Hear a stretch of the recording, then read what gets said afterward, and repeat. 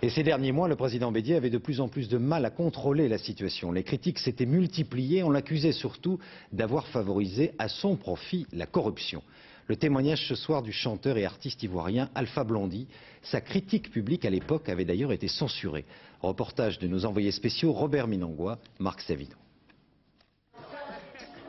La sortie dominicale du père du reggae ivoirien ne passe pas inaperçue. Un lieu de prédilection, la paillote de son ami Touré, à une trentaine de kilomètres d'Abidjan. Alpha Blondy a été victime du pouvoir d'Henri Konan Bédié. Dès 1995, ses chansons sont interdites d'antenne pour avoir dénoncé bien avant les opposants politiques la dérive xénophobe et tribale du régime Bédié. Les ennuis n'ont fait que commencer. Les tontons Macout écrivaillons du parti au pouvoir se sont orgueilleux sur moi.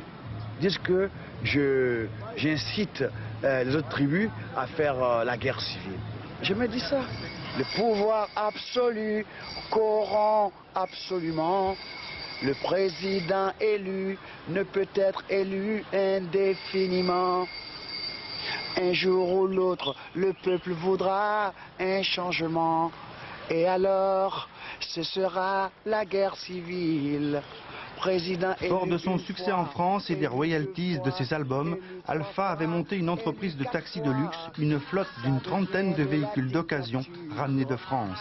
Mais quand le titre Guerre civile est passé sur les ondes, le fisc est venu frapper à la porte du chanteur et ses chauffeurs ont été harcelés par les policiers.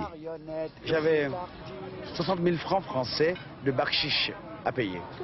Alpha a donc jeté l'éponge sur ce business, mais n'a pas renoncé à lutter contre la discrimination ethnique et le délit de faciès apparu ces dernières années en Côte d'Ivoire. Toi, tu viens avec tes papiers, ok? On regarde tes papiers, on dit avec ton nom en consonance nordique, ok? On prend la carte d'identité, on t'amène au poste de police. Ok? Quand des gens ont des noms à consonance ouest, c'est des Libériens.